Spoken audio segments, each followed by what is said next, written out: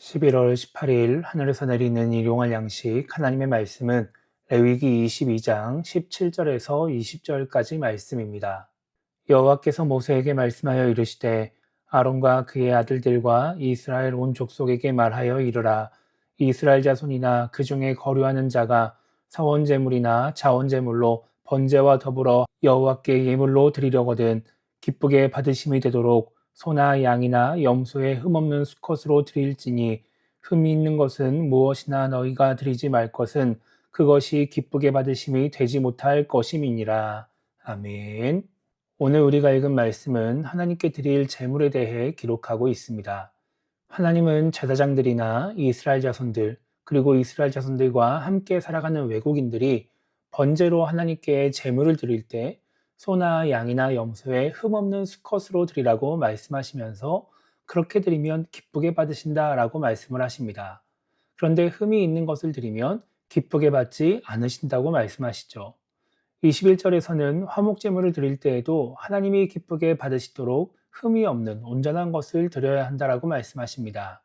그러면서 22절부터 25절까지 말씀에서 흠이 있는 제물에 대해 말씀하시면서 이렇게 흠이 있는 것은 드리지 말라 이렇게 말씀을 하십니다.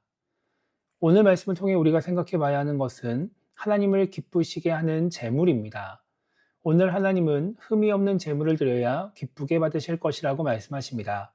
서원하는 제물을 드리고 자원하는 제물을 드리고 서원한 것을 무르기 위해서 화목 제물을 드린다고 해서 하나님이 무조건 기뻐하지 않으신다라고 하는 것이죠.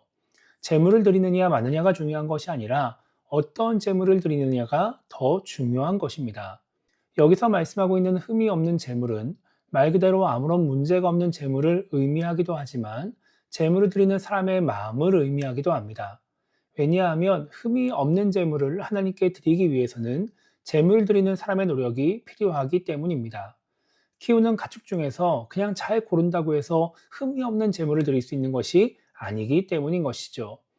22절부터 24절까지 말씀을 보면 장애를 가지고 태어나는 것만 흠이 있는 것이 아니라 싸우다가 다친 가축도 피부병에 걸리거나 또 몸집이 약한 것들도 흠이 있다라고 말씀하십니다.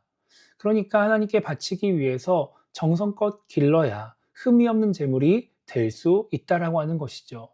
하나님께 드릴 제사를 생각하며 제사를 드리기 전부터 제물을 준비해야 하나님을 기쁘시게 하는 제사를 드릴 수 있다라고 하는 것입니다.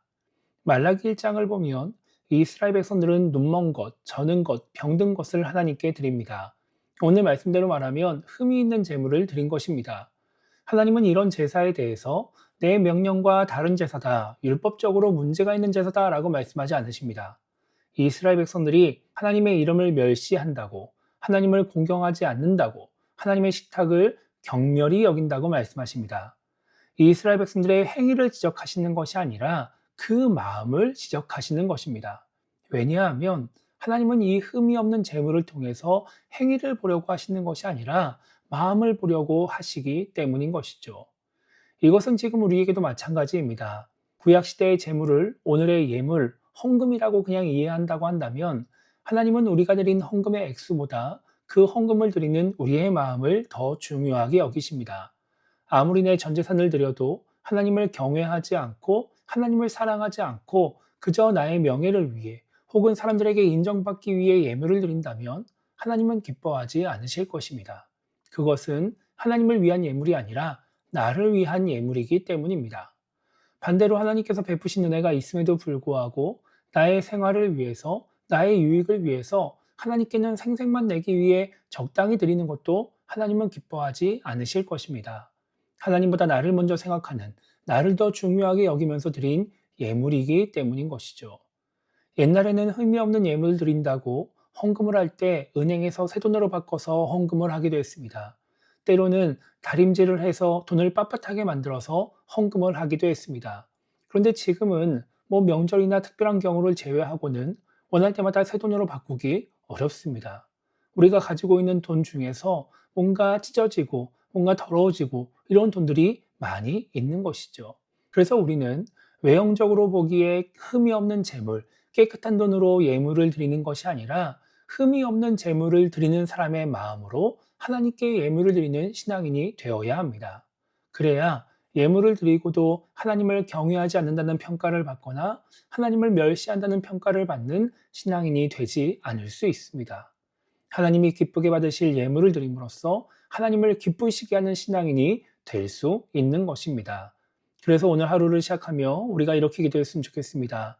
우리가 어떤 마음으로 하나님께 예물을 드리고 있는지를 돌아볼 때 잘못된 마음들이 있다면 깨닫고 돌이킬 수 있게 달라고 기도했으면 좋겠고요. 하나님을 향한 온전한 마음을 담아서 예물을 드림으로 말미암아 하나님을 기쁘시게 하는 신앙인이 되게 달라고 기도하며 오늘 하루를 시작했으면 좋겠습니다. 그렇게 하나님이 기쁘게 받으실 예물을 드림으로써 하나님께 칭찬받는 우리 모두가 되기를 주님의 이름으로 축복합니다.